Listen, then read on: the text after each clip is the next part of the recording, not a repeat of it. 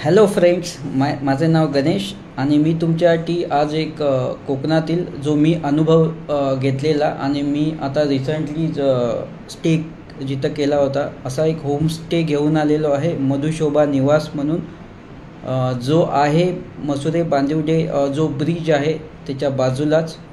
Okay, जर तुम्ही पण प्लॅन करत असाल की 2-3 दिवसासाठी किंवा त्याच्यापेक्षा जास्त दिवस जर तुम्हाला असा होमस्टे पाहिजे असेल कोकणामध्ये, जो बोलतात ना निसर्गाच्या सानिध्यामध्ये जर तुम्हाला पाहिजे असेल, आणि या स्टेची खासियत अशी आहे की तुम्हाला इथे रिजनेबल प्राईजमध्ये रूम दिल्या जातील. प्लस ह्याचं तुम्ही बघत असाल की सराउंडिंग पूर्ण ही जी आहे ती निसर्गाच्या म्हणजे चादरीमध्ये असा बरोबर मध्यभागी असलेला स्पॉट आहे.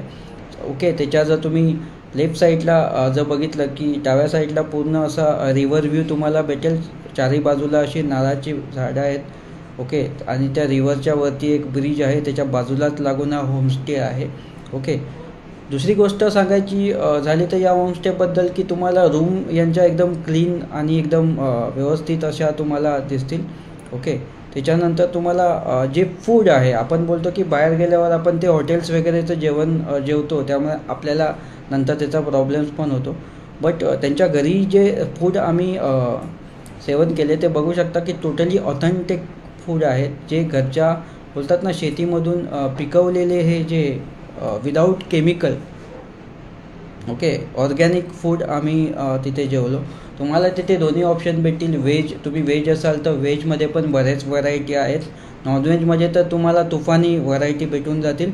जर तुम्ही अस्सल बोलतात ना खेकडा किंवा फिश किंवा चिकन मटन जे जर तुम्ही चाहते असाल तर तुमच्यासाठी बेस्ट ऑप्शन आहे की तिथे तुम्हाला ते पण प्रोव्हाइड केले जातात.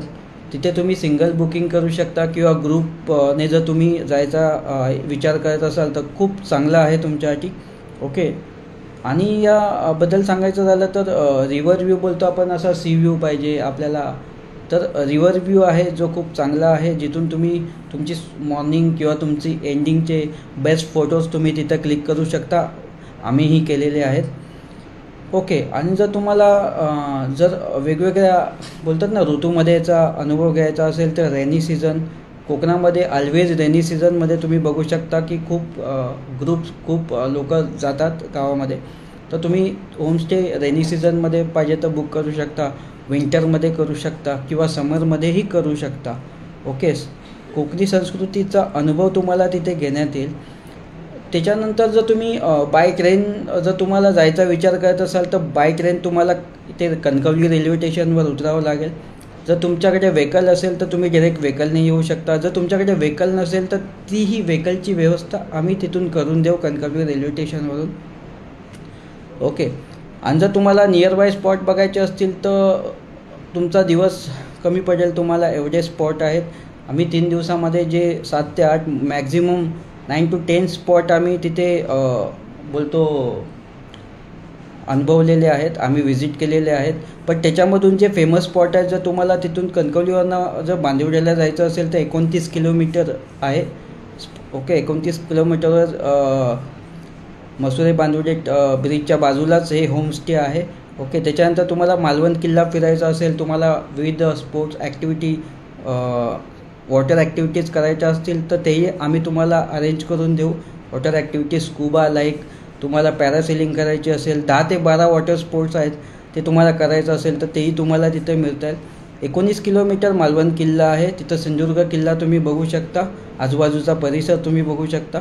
त्याच्यानंतर जर तुम्हाला कुणकेश्वरला जायचं आहे, देवगडचा प्लॅन करायचा असाल तर 30 किलोमीटर तुम्हाला देवगड आहे, जिथं तुम्हाला विविध ऑप्शन्स आहेत.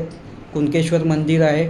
त्याच्यानंतर आंगणेवाडी, आपण जर कोकणामध्ये गेलो तर आपण आंगणेवाडीला जातो. आम्हीही गेलो होतो. आम्ही 2 ते 3 वेळा आंगणेवाडीचं दर्शन घेतलं होतं. तर हे आंगणेवाडी ह्या स्पॉटपासून तुम्हाला 7.5 किलोमीटरवर पडेल. ओके, त्याच्यानंतर एक नवीन असं आम्ही काहीतरी बघितलं की स्वामी समर्थांचा मठ, जे स्वामी समर्थांचे आपल्या महाराष्ट्रामध्ये मठ आहेत त्याच्यामध्ये सगळ्यात मोठ्या मठामध्ये याची गणना केली जाते. आणि हा मठ तुम्हाला आडिवली या ठिकाणी तुम्हाला भेटेल. समर्थगड म्हणून तिथे फेमस आहे. तो गड जर तुम्हाला बघायचा असेल तो या स्पॉटपासून 10 किलोमीटर तो गड आहे, तो मठ आहे.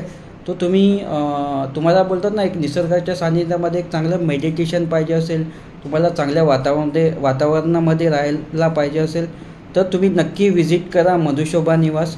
ओके. ज्या पेजवर त्याचे कॉन्टॅक्ट नंबर वगैरे सर्व डिटेल दिलेले आहेत. तर तुम्ही जा, आनंद सेलिब्रेट करा, तुम्ही एन्जॉय करा तुमचा वीकेंड. जर तुम्हाला खरोखर बोलतात ना एक वेगळ्या दुनियेमध्ये घेऊन जायचं असेल, तर तुम्ही नक्की विजिट करा मधुशोभा निवास. थँक्यू.